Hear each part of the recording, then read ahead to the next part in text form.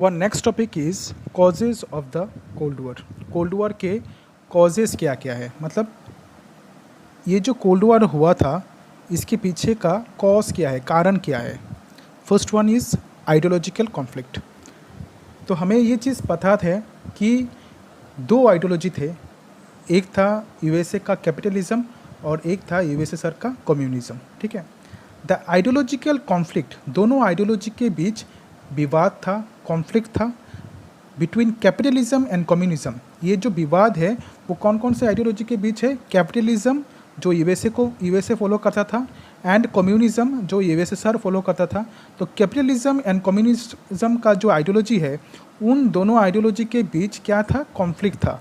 और इसी कॉन्फ्लिक्ट के वजह से, कॉन्फ्लिक्ट मतलब विवाद था, और इसी कॉन्फ्लिक्ट के वजह से कोल्ड वॉर का शुरुआत हुआ था। ठीक है, the formation of the world's first communist government in the USSR after the Russian revolution 1917 was never liked by the capitalist world। मतलब क्या है, 1917 पे हुआ था रशियन रिवॉल्यूशन। ठीक है, 1917 पे हुआ था रशियन रिवॉल्यूशन। रशियन रिवॉल्यूशन क्या है वो हम लोग देखेंगे। रशिया में बहुत बड़ा क्रांति एक हुआ था। ठीक है, तो उस क्रांति के बाद जो कंट्री फॉर्म हुआ था वो था यूएसएसआर। और यूएसएसआर जब फॉर्म हुआ था, जब बना था, तब यूएसएसआर ने कौन सा गवर्नमेंट चुना है, कम्युनिस्ट गवर्नमेंट चुना है। ठीक है, मतलब कम्युनिज्म को चुना है यूएसएसआर ने, कैपिटलिज्म को नहीं चुना था। यूएसएसआर ने कम्युनिज्म को चुना था।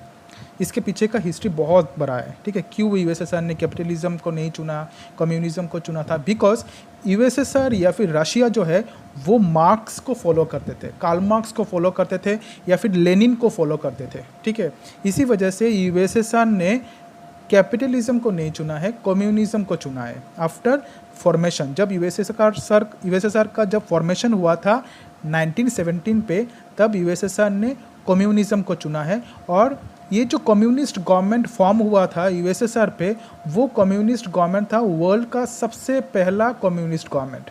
और इस कम्युनिस्ट गवर्नमेंट को कैपिटलिस्ट जितने भी कंट्रीज़ है, इन कैपिटलिस्ट कंट्रीज़ ने इसको पसंद नहीं किया था। ठीक है, was never liked by the capitalist world. Capitalist world मतलब जितने भी कैपिटलिस्ट कंट्रीज़ है, सभी कैपिटलिस्ट कंट्रीज़ को रशिया का या फिर यूएसएसआर का कम्युनिस्ट गवर्नमेंट चुनना पसंद नहीं आया था। The cold war was an expression of this hostility and dislike.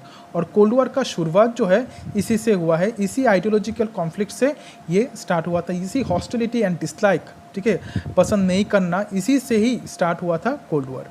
Mutual suspicion, mutual का मतलब क्या है, दोनों कंट्री एक दूसरे के ऊपर सस्पिशियन करते थे। सस्पिशियन का मतलब क्या है, संदेह करना। ठीक है, जेटा बांग्लाय आमरा कोई संदेह करा, ठीक है, तो संदेह करते थे। तो क्या हुआ था, although the USSR and the western countries were allies during the course of the world war two. USSR जो है और बाकी जितने भी वेस्टर्न कंट्रीज़ थे, वो सभी western countries world war two के टाइम पे एक ही ग्रुप में थे, एलाइड पावर्स में ही थे, जैसे France and Britain, USSR.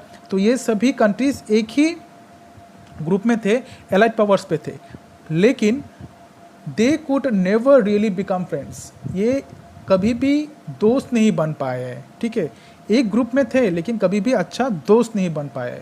A sense of insecurity and feeling of mutual suspicion continued through out the world. मतलब क्या है, जितना दिन तक सेकेंड वर्ल्ड वॉर चला उतना दिन तक बाकी जितने भी यूएसएसआर बाकी जितने भी वेस्टर्न कंट्रीज है, फ्रांस, ब्रिटेन, सबके ऊपर वो संदेह करता गया।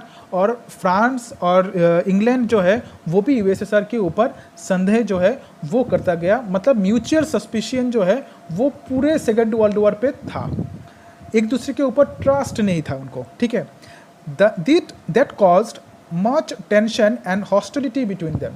और इसी वजह से दोनों कंट्रीज़ के बीच, ठीक है, या फिर दोनों ग्रुप्स के बीच बहुत ज़्यादा हॉस्टिलिटी स्टार्ट हो गया था, बहुत ज़्यादा टेंशन जो है वो स्टार्ट हो गया था।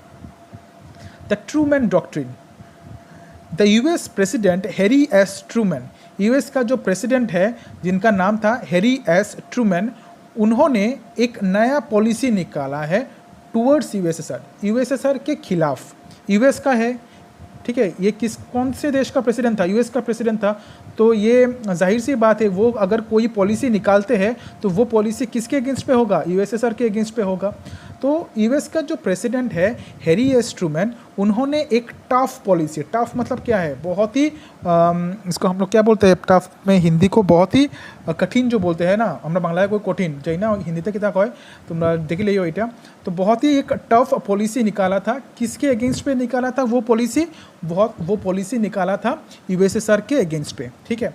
ही adopted the policy of containing communism, उनका जो पॉलिसी है उस पॉलिसी का नाम था कॉन्टेनिंग कम्युनिज्म, मतलब कम्युनिज्म का जो स्प्रेड पूरे वर्ल्ड पे हो रहा था उसको कॉन्टेन करना, मतलब उसको कंट्रोल करना, ठीक है, by providing aid to the countries. अब वो कंट्रोल करने के लिए यूएस क्या करेगा, यूएस उन कंट्रीज़ को एड प्रोवाइड करेगा, एड मतलब सहायता करना, उन कंट्रीज़ को एड प्रोवाइड करेगा, सहायता करेगा जो कंट्रीज़ ऑलरेडी उनको सपोर्ट मिल रहा था, किससे, सोवियत यूनियन से, ठीक है।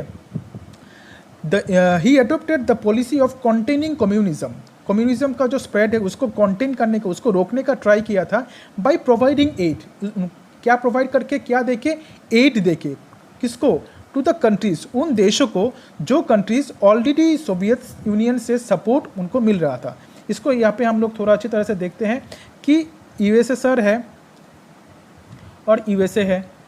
तो यूएसएसआर के यहाँ पे बहुत सारे कंट्रीज़ हैं जो यूएसएसआर से ऑलरेडी क्या ले रहा है, हेल्प ले रहा था। तो यूएसए के जो प्रेसिडेंट है ट्रूमैन, उन्होंने बोला है कि मैं इन कंट्रीज़ को अभी सपोर्ट करूंगा, ठीक है। तो जो कंट्रीज़ ऑलरेडी यूएसएसआर से हेल्प ले रहे हैं उन कंट्रीज़ को यूएसए क्या कर रहा है, हेल्प जो है वो करना चाहता था।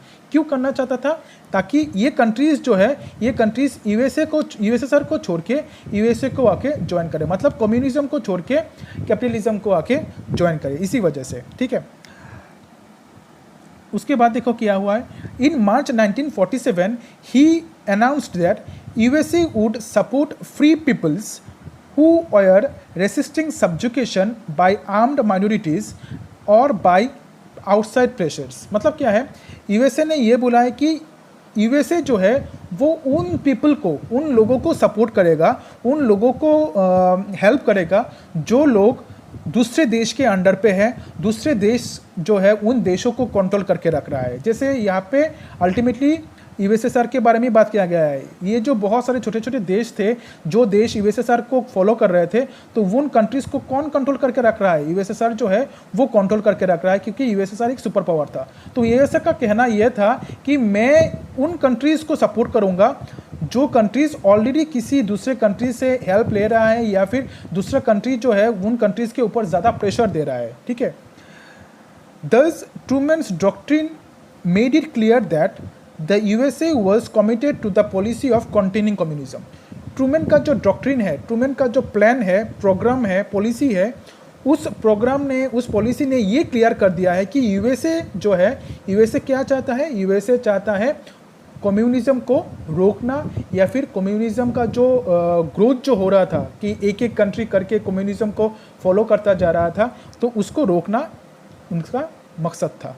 The Truman doctrine was suspected by the USSR, लेकिन यूएसएसआर को अचानक से पता चल गया था ट्रूमैन डॉक्ट्रिन के बारे में, और उन्होंने ये बोला था कि ट्रूमैन डॉक्ट्रिन के द्वारा यूएसए क्या करना चाहता है, अपना जो हेजिमोनी है, हेजिमोनी मतलब क्या है, डोमिनेंस, अपना जो प्रभाव है वो पूरे वर्ल्ड पे फैलाना चाहता है। इसी वजह से कोल्ड वॉर जो है उसका शुरुआत हुआ था। The Marshall plan, the Marshall plan was announced in June 1947। Marshall plan जो है वो अनाउंस्ड हुआ था जून 1947 पे। ये एक प्लान है, किसने ये प्लान दिया था, ये प्लान दिया था US secretary of state, US का जो सेक्रेटरी है, यूएस मतलब United states of America, USA का जो सेक्रेटरी है उसका नाम क्या, उनका नाम था जॉर्ज सी मार्शल। उन्होंने एक प्लान दिया था जिस प्लान का नाम था यूरोपियन रिकवरी प्रोग्राम, ठीक है। तो इस प्लान के आधार पे क्या हुआ था, देखो, the programme offered economic help wherever it was needed. इस प्रोग्राम पे ये बोला गया है कि यूएसए जो है उन सभी कंट्रीज़ को सपोर्ट करेगा, उन सभी कंट्रीज़ को इकोनॉमिकली मतलब पैसों से हेल्प करेगा जो कंट्रीज़ को हेल्प की ज़रूरत है, मतलब ज़्यादा से ज़्यादा कंट्रीज़ अभी यूएसए के अंडर पे आ सकता है। This the aim of the Marshall plan was how about political. ये जो एम है मार्शल प्लान का, जो यूएसए मार्शल प्लान के द्वारा यूएसए का जो एम है वो एक कोई अच्छा एम नहीं था, ये एक पॉलिटिकल एम था। मतलब इसमें भी एक पॉलिटिक्स है। क्या पॉलिटिक्स है? इकोनॉमिक मतलब पैसों से सपोर्ट करके वो बाकी देशों को क्या करना चाहता था? खरीदना चाहता था। Its aim was to contain communism by offering economic aid to the West European countries. Marshall plan का मेन एम ये था, उद्देश्य ये था कि वो कम्युनिज्म को रोकना चाहता था। कैसे रोकेगा वो भी कम्युनिज्म को स्प्रेड होने से? उन कंट्रीज़ को, वेस्टर्न कंट्रीज़, मतलब वेस्टर्न यूरोप दो हिस्सों में डिवाइडेड था, west Europe and east Europe. तो वेस्ट यूरोप के जितने भी कंट्रीज़ है, फ्रांस, ब्रिटेन, वो सभी कंट्रीज़ को वो इकोनॉमिक सपोर्ट देगा ताकि वो कंट्रीज़ आके किसको ज्वाइन करे? यूएसए को आके ज्वाइन करे। मतलब पैसों से दूसरे देशों को खरीदा जा रहा था। The Russians describe the Marshall plan as dollar imperialism. मतलब क्या है? रशियंस मतलब यूएसएसआर के जितने भी लोग हैं सभी लोगों ने ये बोला है कि मार्शल प्लान जो है यूएसए का वो एक डॉलर इम्पेरियलिज्म है। डॉलर इम्पेरियलिज्म मतलब क्या है? यूएसए अपने पैसों से सबको खरीदना चाहता है। इम्पेरियलिज्म मतलब सबके ऊपर रूल करना चाहता है। डॉलर मतलब अमेरिका का, यूएसए का, जो हमारे देश में जैसे रुपी होता है, 1 रुपी, 1 rupee note, 2 rupee note, 100 rupee note, तो यूएसए में $100, $1 ऐसे बोलते थे। तो यूएसए का जो करेंसी है इसको बोला जाता है डॉलर। तो डॉलर मतलब इम्पेरियलिज्म, मतलब डॉलर से वो बाकी सभी देशों को खरीदना चाहता था यूएसए। ये बोला है रशिया ने। किसके बारे में बोला है? मार्शल प्लान के बारे में बोला है। द मार्शल प्लान दस strain the super powers relation. Marshall plan ने क्या किया है? सुपर पावर्स के बीच जो रिलेशनशिप है उसको और ज़्यादा स्ट्रेन कर दिया है। स्ट्रेन मतलब उसको और ज़्यादा खराब कर दिया है। Formation of military alliances. The formation of military alliances and counter alliances after the Second World War also led to the rise of the Cold War. मतलब क्या है? दोनों सुपर पावर ने अपने अपने मिलिट्री ग्रुप बनाए थे, अपने अपने कंट्रीज़ का एक ग्रुप बनाया था, ठीक है, जो कंट्रीज़ उनको मिलिट्री सपोर्ट देंगे, ठीक है, सेना से सपोर्ट करेंगे, ठीक है। तो यूएसए का जो मिलिट्री अलायंस है, यूएसए ने अपना मिलिट्री अलायंस फॉर्म किया है और यूएसएसआर को रोकने के लिए यूएसएसआर ने अपना काउंटर अलायंस, मतलब काउंटर करना मतलब क्या है? किसी को रोकना। तो यूएसए को रोकने के लिए यूएसएसआर ने भी अपना काउंटर अलायंस मतलब मिलिट्री अलायंस जो है वो फॉर्म किया था सेकेंड वर्ल्ड वॉर के बाद, जिसके वजह से कोल्ड वॉर जो है वो और ज़्यादा टेंस्ड हो गया था। The USA sponsored military alliance was NATO. USA का जो मिलिट्री अलायंस है इसका नाम था नेटो, जिसका फुल फॉर्म है नॉर्थ अटलांटिक ट्रीटी ऑर्गेनाइजेशन, जो कब बना था? अप्रैल 1949 पे। और एक मिलिट्री अलायंस है यूएसए का, इसका नाम है SEATO, South East Asia treaty organisation, जो फॉर्म हुआ था सितंबर 1954 पे। नाउ डिफंक्ट, मतलब सीटो जो है वो अभी काम नहीं कर रहा है, ठीक है। और एक था CENTO, central treaty organisation, formed in 1955, also defunct. और ये भी जो है सेंटो जो है वो भी अभी काम नहीं कर रहा है, मतलब ये दोनों मिलिट्री अलायंस जो है वो बंद हो चुका है, ठीक है। The USSR sponsored military alliance was Warsaw pact. USSR ने जो मिलिट्री अलायंस बनाया था वो था वार्सो पैक्ट। वार्सो एक जगह का नाम है, पैक्ट मतलब एग्रीमेंट। उस जगह पे वार्सो पे आके जितने भी कंट्रीज़ ने यूएसएसआर को सपोर्ट किया है सभी ने मिलके अपना एक अलायंस बनाया था जिसका नाम था वार्सो पैक्ट। ये वार्सो पैक्ट, ये एग्रीमेंट साइन हुआ था कहाँ पे? ये एग्रीमेंट साइन हुआ था वार्सो पे। वार्सो क्या है? वार्सो है पोलैंड का कैपिटल, पोलैंड एक देश है, तो पोलैंड का कैपिटल है वार्सो, वहाँ पे साइन हुआ था। Its principal function was to oppose NATO's forces in Europe. ये जो वार्सो पैक्ट जो फॉर्म हुआ था, वार्सो पैक्ट का मेन उद्देश्य क्या था? मेन काम क्या था?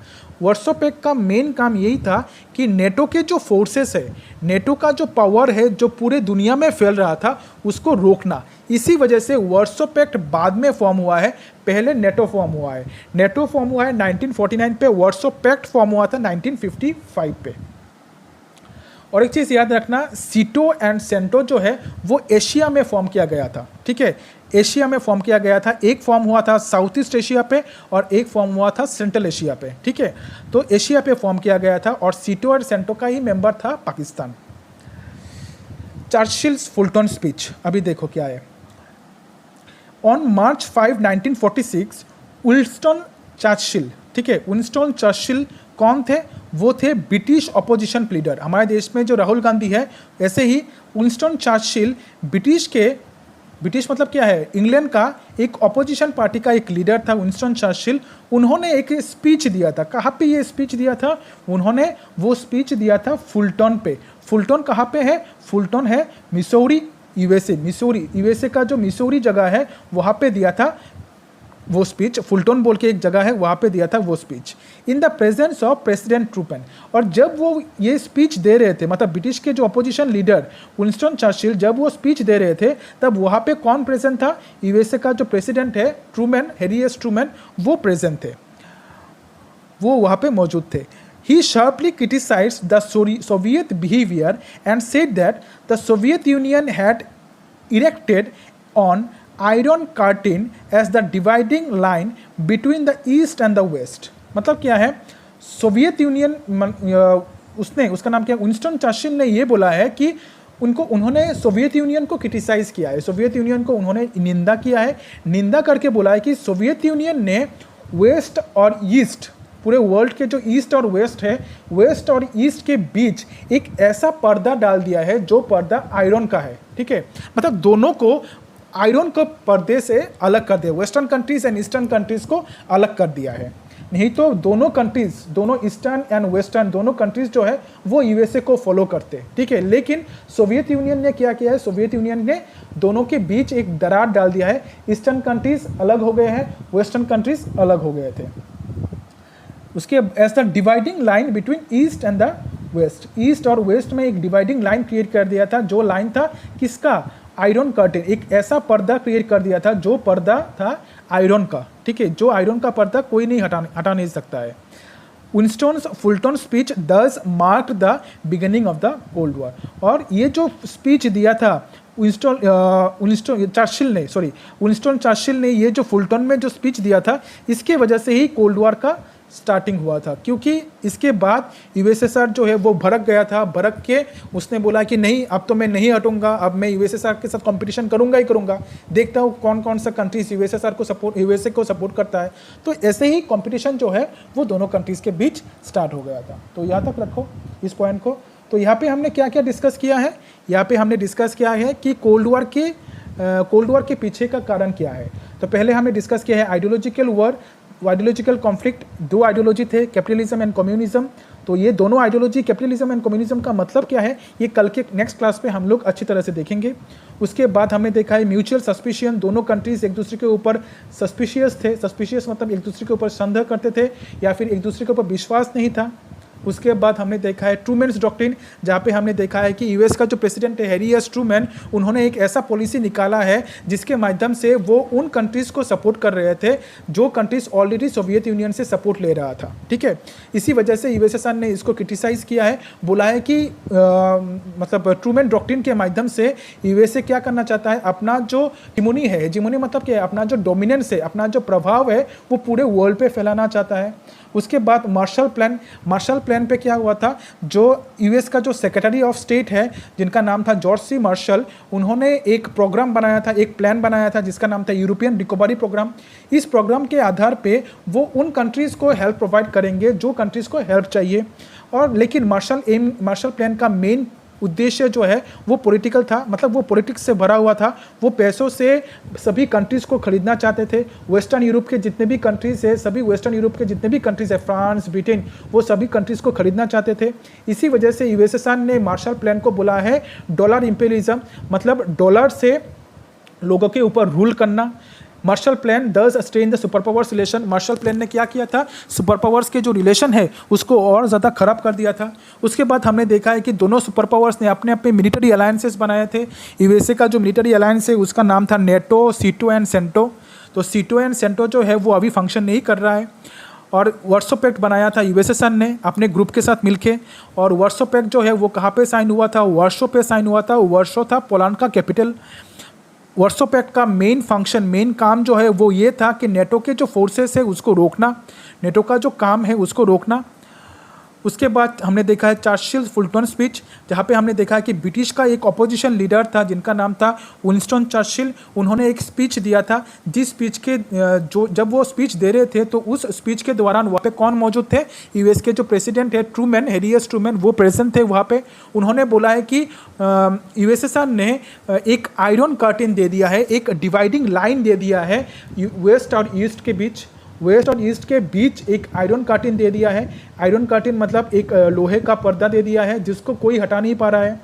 और इसी वजह से यूएसएसआर जो है वो विंस्टन चर्चिल का ये स्पीच सुन के यूएसएसआर बहुत ज़्यादा खफा हो गया था। और इसी वजह से यूएसएसआर ने ये डिसाइड किया है कि अब तो हम कोल्ड वॉर से हटेंगे ही नहीं, मतलब कोल्ड वॉर तो होगा ही होगा, यूएसएसआर के साथ वॉर भी हो सकता है इन फ्यूचर जाके। तो इसी वजह से विंस्टन चर्चिल का ये स्पीच के वजह से भी कोल्ड वॉर का स्टार्टिंग जो है वो हुआ था।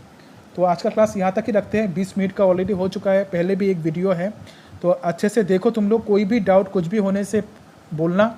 और एक चीज़ मैं तुम लोग को बार बार बोल के दे रहा हूँ कि बहुत सारी चीज़ें यहाँ पे ऐसे हैं जिसको मैं विदाउट बोर्ड के बिना इन चीज़ों को समझाना मेरे लिए बहुत ज़्यादा इम्पॉसिबल हो रहा है।